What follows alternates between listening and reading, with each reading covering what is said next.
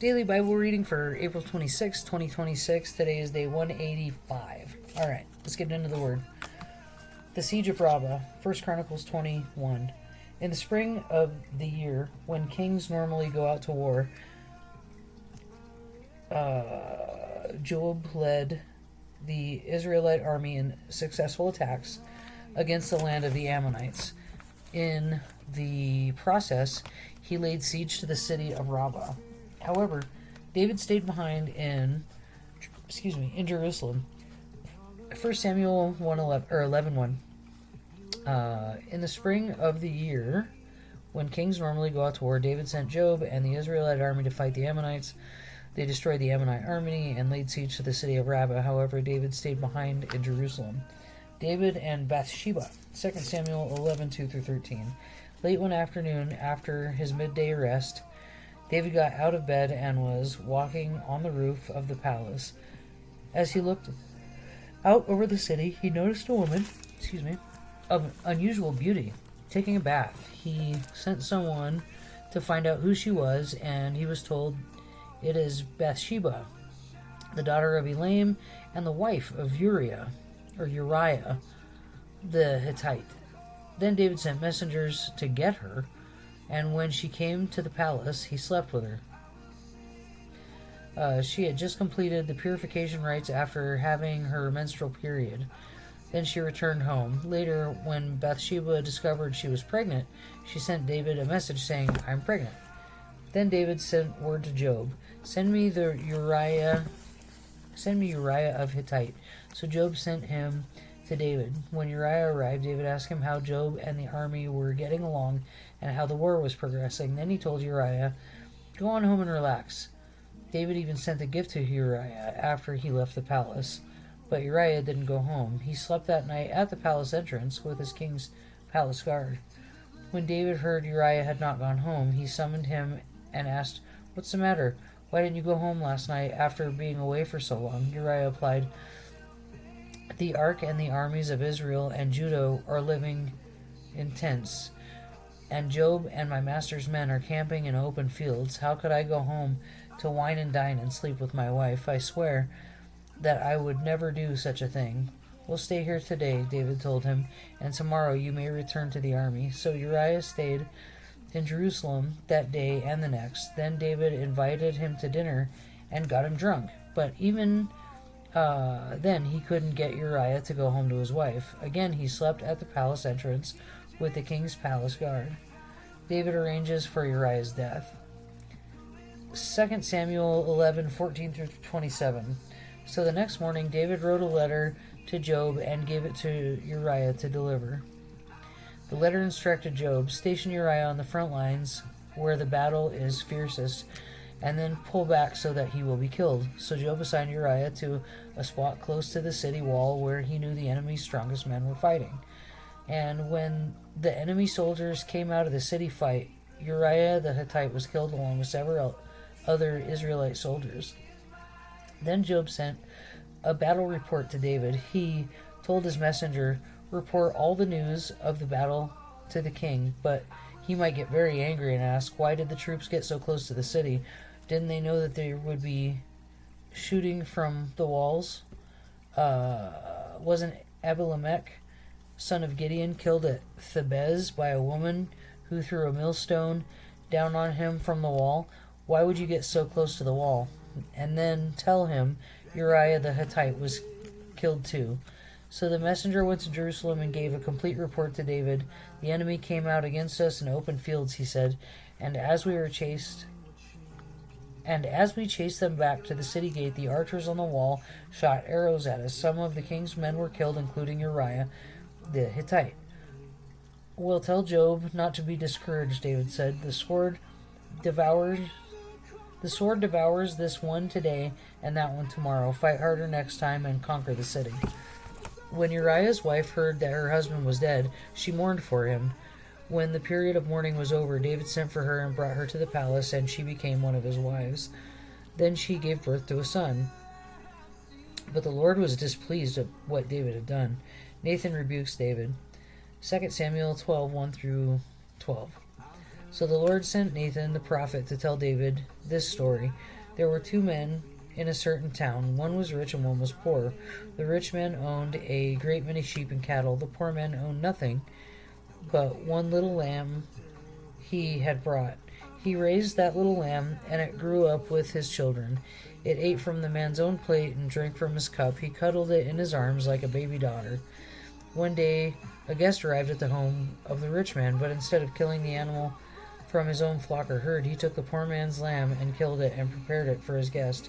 David was furious. As surely as the Lord lives, he vowed, any man who would do such a thing deserves to die. He must repay 4 lambs to the poor man for the one he stole, and for having no pity.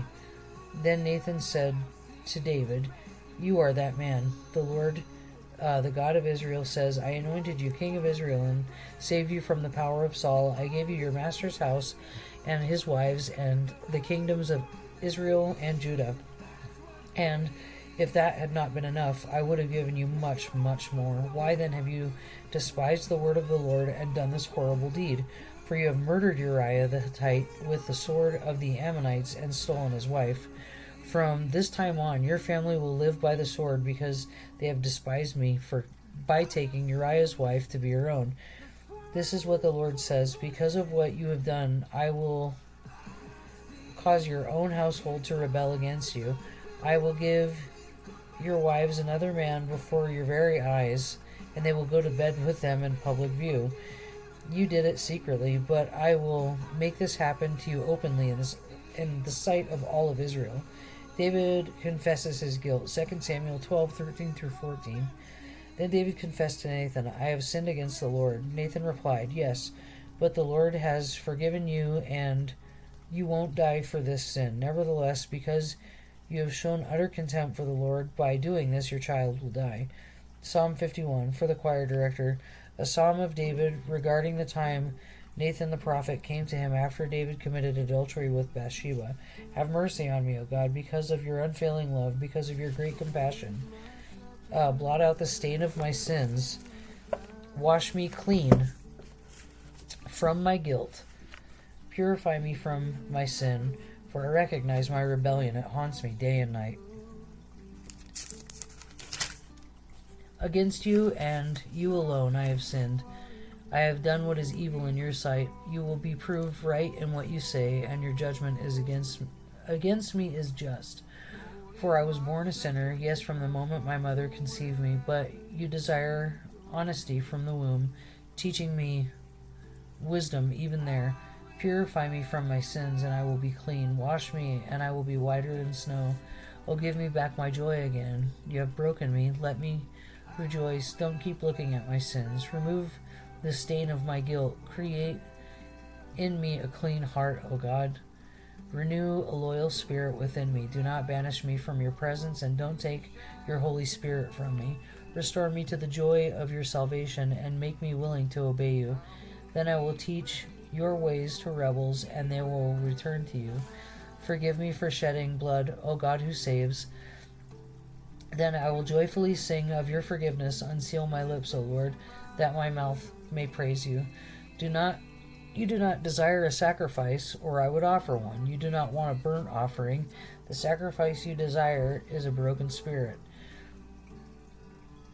You will not reject a broken and repentant heart, O God.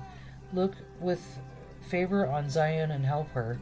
Rebuild the walls of Jerusalem. Then you will be pleased with sacrifices offered in the right spirit, with burnt offerings and whole burnt offerings. Then bulls will again be sacrificed on your altar. Bathsheba's child dies. 2 Samuel 12:15-23. After Nathan returned to his home, the Lord sent a deadly illness to the child of David and Uriah's wife. David begged God to spare the child. He went without food and lay all night on the bare ground. The elders of his household pleaded with him to get up and eat with them, but he refused. Then on the 7th day the child died. David's advisors were afraid to tell him. He wouldn't listen to reason while the child was ill, they said. What drastic thing will he do when we tell him that the child is dead?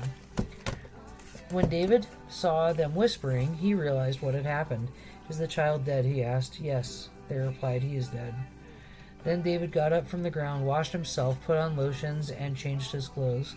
He went to the tabernacle and worshipped the Lord. After that, he returned to the palace and was served food and ate. His advisors were amazed. "We don't understand you," they told him. "While the child was still living, you wept and refused to eat, but now that the child is dead, you have stopped your mourning and are eating again." David replied, "I fasted and wept while the child was alive, for I said, perhaps the Lord will be gracious to tell me, 'Let the child live,' and let the child live. But why should I fast when he is dead? Can I bring him back again? I will go to him one day, but he cannot return to me." The birth of Solomon, 2 Samuel 12:24 through 25. Then David comforted Bathsheba, his wife, and slept with her. She became pregnant and gave birth to a son. David named him Solomon. The Lord loved the child and sent word through Nathan the prophet that they should name him Jedediah, which means beloved of the Lord, as the Lord had commanded. David's children, 2 Samuel 5:14 through 16. These are the names of David's sons who were born in Jerusalem: Shammua, Shobab, Nathan, Solomon, Ibhar, Elishua, Nepheg, Japhia, Elishama, Elida, and Eliphelet. 1 Chronicles 14:3 through 7. Then David married more wives in Jerusalem, and they had more sons and daughters. These are the names of David's sons who were born in Jerusalem: Shammua, Shobab, Nathan, Solomon, Ibar, Elisha, Elpelet, Noga, Nepheg, Japhia, Elishama, Elida, and Eliphelet. 1 Chronicles 3:5 through 9.